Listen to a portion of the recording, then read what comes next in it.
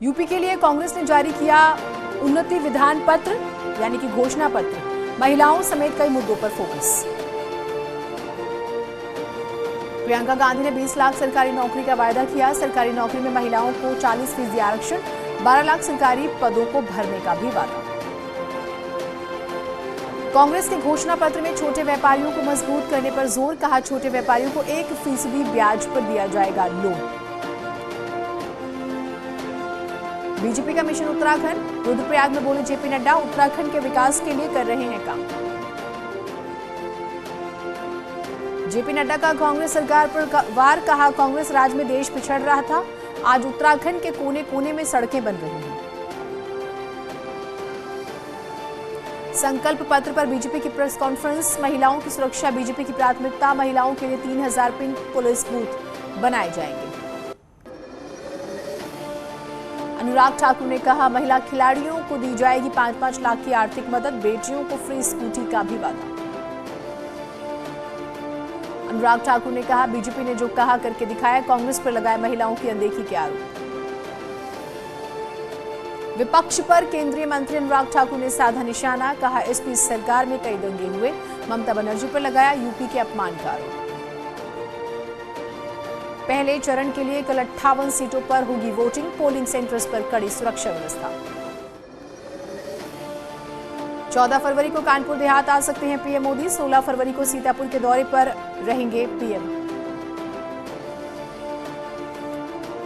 आज रामपुर, बरेली, मुरादाबाद दौरे पर रहेंगे सीएम योगी, बिलासपुर विधानसभा और मिलक विधानसभा में करेंगे जनसभा। बरेली में सीएम योगी की जनसभा स्थल पर भरा पानी, लगातार हो रही बारिश से ग्राउंड भी खराब।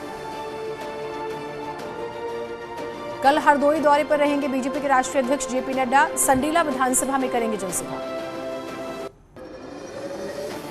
डिप्टी सीएम केशव प्रसाद मौर्य की 4 जनसभाएं आज बदायूं में होगा आयोजन। स्वतंत्र देव सिंह बिजनौर के दौरे पर रहेंगे, कार्यकर्ताओं से करेंगे संवाद, संगठनात्मक बैठक और जनसंपर्क का भी कार्यक्रम। कौशांबी की सिराथू विधानसभा सीट से डिप्टी सीएम केशव प्रसाद मौर्य के खिलाफ बीएसपी ने बदला अपना प्रत्याशी, संतोष तिवारी को टिकट काटकर मुंसब उस्मानी को बनाया उम्मीदवार। एआईएमआईएम चीफ असदुद्दीन ओवैसी की बिजनौर जनसभा हो सकती है रद्द, भारी बारिश के बाद जनसभा स्थल पर भरा पानी। अखिलेश यादव का रामपुर दौरा रद्द, खराब मौसम की वजह से दौरा रद्द किया गया। 18 फरवरी को सीतापुर जाएंगी बीएसपी सुप्रीमो मायावती, जीआईसी मैदान में जनसभा को करेंगी संबोधित। उन्नाव के बीजेपी सांसद साक्षी महाराज का बयान, पीएम मोदी सीएम योगी के बारे में कहा सनातन धर्म को कर रहे हैं मजबूत, विपक्ष पर भी साधा निशाना। एसपी प्रवक्ता अनुराग भदौरिया ने कविता के जरिए बीजेपी पर साधा निशाना, कहा अगर इस देश में बीजेपी न होती तो इतनी बदहाली न होती। यूपी में संकल्प पत्र और वचन पत्र से चुनावी जंग, अखिलेश ने लड़कियों को मुफ्त शिक्षा और सरकारी नौकरी में 33% महिला आरक्षण का दाव खेला। न्यूज 18 पर बोले deputy CM Keshav Prasad Maurya, Samajwadi party के वचन पत्र पर हंस रहा है पूरा प्रदेश।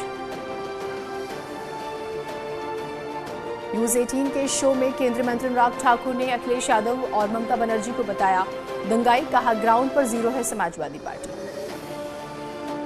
संकल्प पत्र जारी होने के बाद केंद्रीय मंत्री मुख्तार अब्बास नकवी का बयान, यूपी में विकास का जो माहौल चल रहा है उसे मजबूती के साथ आगे बढ़ाना है। उत्तराखंड बीजेपी ने जारी किया अपना चुनावी घोषणा पत्र, केंद्रीय मंत्री नितिन गडकरी भी रहे मौजूद।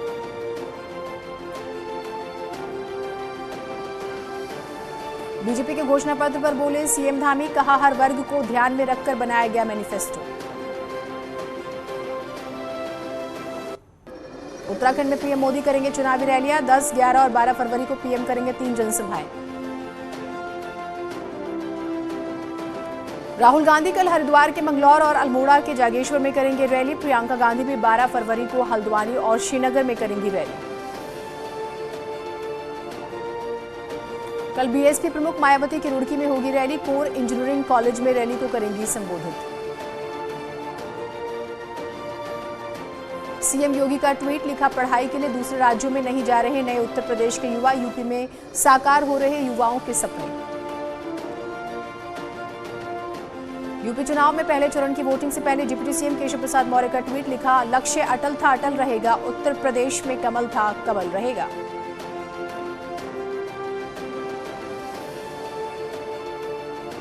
प्रियंका गांधी ने ट्वीट कर बीजेपी सरकार के घोषणा पत्र को बताया धोखा पत्र। लिखा, 70 सालों की रट लगाने वाली बीजेपी ने 5 सालों में अपने घोषणा पत्र के 1/4 वायदे भी पूरे नहीं किए।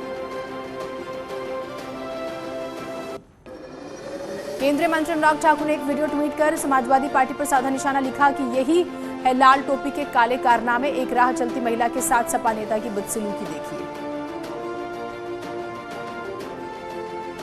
लड़कियों के पहनावे को लेकर प्रियंका गांधी का ट्वीट। लिखा, लड़कियां जो भी पहनना चाहें ये उनका निजी मामला है। हिजाब पर प्रियंका गांधी के ट्वीट पर वीके सिंह का बयान। कहा, प्रियंका गांधी भगवान तो नहीं है।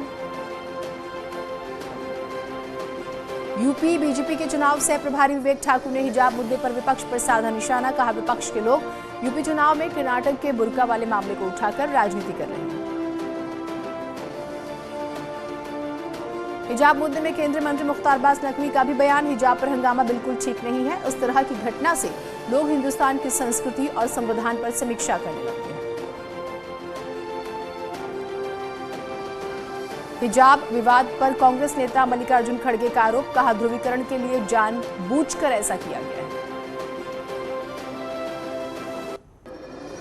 आरएसएस नेता इंद्रेश कुमार ने आरोप लगाया। कहा, कुछ कट्टरपंथी जो हैं अलगाववादी ताकतें सर्वधर्म संभाव को तोड़ने का काम कर रही हैं।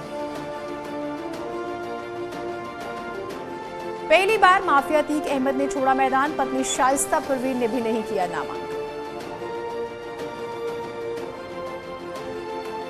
मथुरा में प्रियंका गांधी के रोड शो के दौरान सुरक्षा में लापरवाही।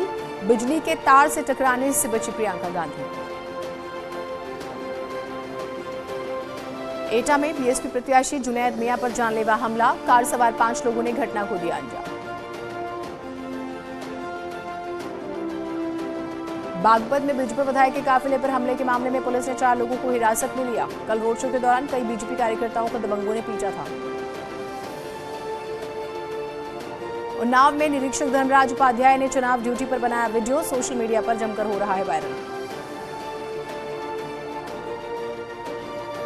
विधानसभा चुनाव को लेकर एक्शन में बाराबंकी पुलिस। अवैध हथियार फैक्ट्री का किया खुलासा।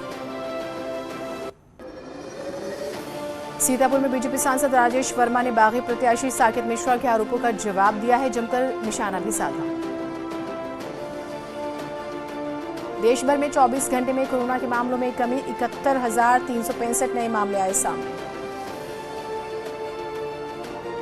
24 घंटे में कोरोना के 1,72,000 से ज्यादा मरीज हुए रिकवर। Active case 8,92,828। देश भर में अब तक 170 करोड़ से ज्यादा लोगों को लगी कोरोना वैक्सीन। अब तक करीब 5,05,000 से ज्यादा लोगों की जान भी गई।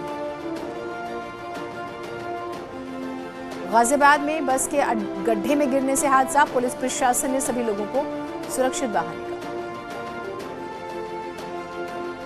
बदायूं में शॉर्ट सर्किट से फाइनेंस कंपनी में लगी आग। लाखों का सामान जलकर राख। सहारनपुर में तेल से भरा टैंकर अचानक पलटा, जिससे टैंकर में लगी भीषण आग।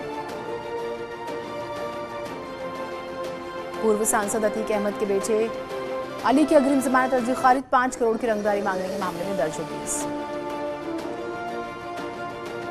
बांदा में 3 दबंगों ने बीच सड़क एक युवक को जमकर पीटा। सूचना पर पहुंची पुलिस मामले की जांच में जुटी।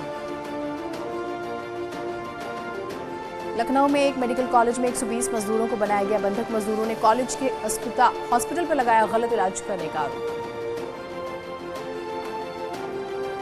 फतेहपुर में प्रेम प्रसंग में गोली मारकर युवक की हत्या। नहर में युवक का शव फेंककर आरोपी मौके से फरार। हाथरस पुलिस का सराहनीय कदम। आसपास से ग्रामीण क्षेत्रों में रहने वाले युवाओं के लिए शुरू की लाइब्रेरी की सुविधा। दिल्ली एनसीआर में सुबह बदल गया मौसम का मिजाज। कई इलाकों में बारिश हुई।